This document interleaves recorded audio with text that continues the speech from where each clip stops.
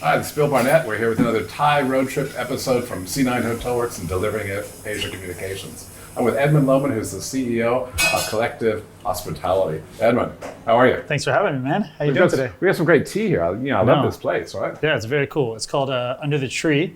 They made me a very cool, you can't see it now, but a cool drink. It was called the Galaxy. Wow. So come by. It's healthy too. Collective Hospitality, what's it all about? So basically, we've taken my original company, Slumber Party Hostels. We've acquired a few different brands over the last 24 months during coronavirus. There's a lot of distressed businesses and assets on the market, so we acquired a few brands. And then we also rolled out our Socialtel hotel and also our Path. So really, it's the holding company that holds all these different brands. So Slumber Party, I think it's Slumber Party. It's an out-and-out party place. How do these other brands really play into that? Yeah, so Slumber Party and our other brand, Bodega, probably quite similar. Bodega is probably a little bit more low-key than Slumber Party. Socialtel, very different. Socialtel, we're looking really as a post-pandemic, product that people would be going after. So still very social, but co-working, great facilities. It's really like a true four-star hybrid hotel hostel product, which isn't really on the market yet. There's a lot of people that have hostel hybrid products, but this is really a true four-star product, meaning we have all the facilities of a standard four-star hotel with hostel beds as well. It's a really intriguing space for us because there was a big build-up on hostels, then Hostels, now coming into COVID. What's the new reality of that? Where's the hostel space going to go? Is it with the hybrid product, do you think? I think there will be a big fork in the market, right? I think you will still have your mom and pop operators. I don't think that'll ever go away because I do think there's a unique and very genuine experience you get from that local operator that runs the 30-bed hostel. But I do also think with the institutional money that's coming into the hostel industry, that inevitably you're going to start getting these larger scale, higher quality hostels in the market.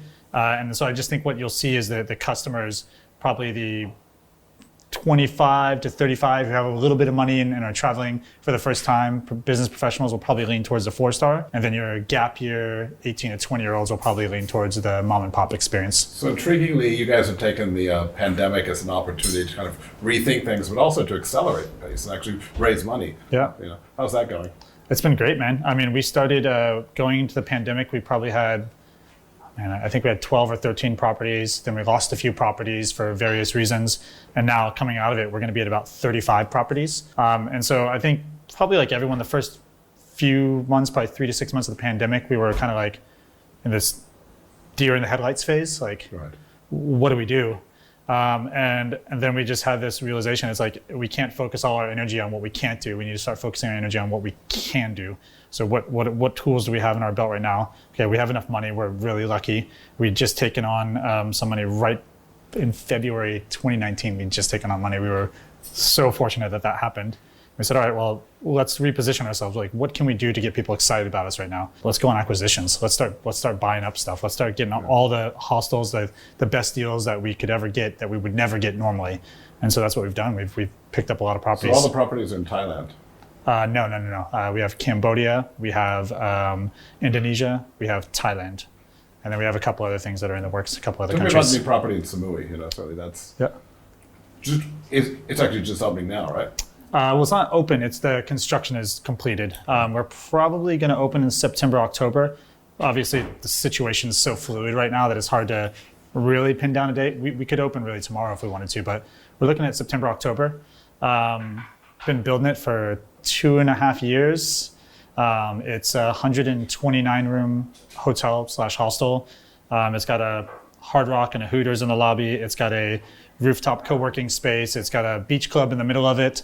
It's got a speakeasy. It's pretty cool. It's got everything.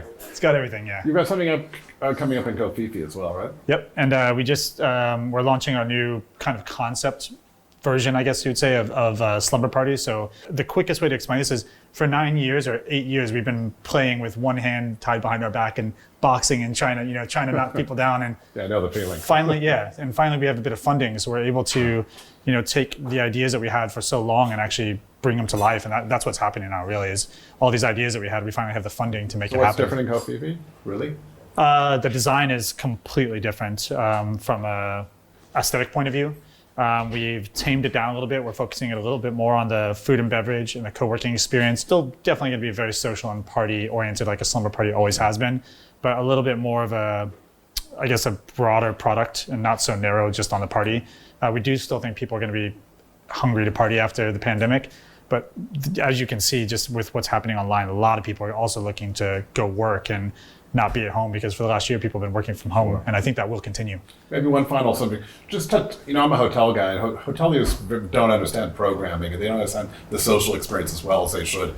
With your product, it's very socially driven. How do you deliver that across a broad base, where you don't always have the hip tattooed guy there or something else? How do you deliver that consistently across all your properties? Yeah, I think it's something that has to be ingrained, which is interesting because we've been talking a lot the last few days about like what's the brand house or the DNA of Socialtel. We've been spending a lot of time on it. And one of the biggest things we've been focused on is like, don't lose sight of what we learned in the hostel business of like being very engaging with the guests, making sure that you're offering a unique experience to each guest that comes in, make sure that you're not just selling them everything that's in the property and giving them, valuable recommendations around town and letting them have that decision factor. Because what happens is you build yourself up as the authority and you build that trust point with them. And when they say, oh, should I be going on the tour down the street or should I be going on the tour you guys are offering? You say, look, these are the pluses and minuses in both, whatever feels right to you, you do that one.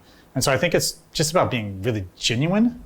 And also focusing a lot more, the traditional hotels are selling rooms.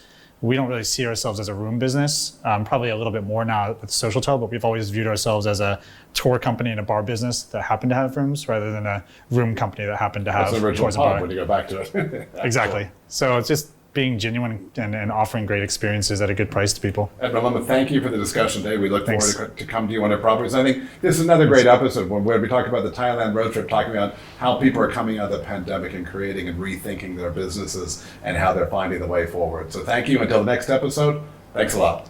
Thanks for having me on, Bill.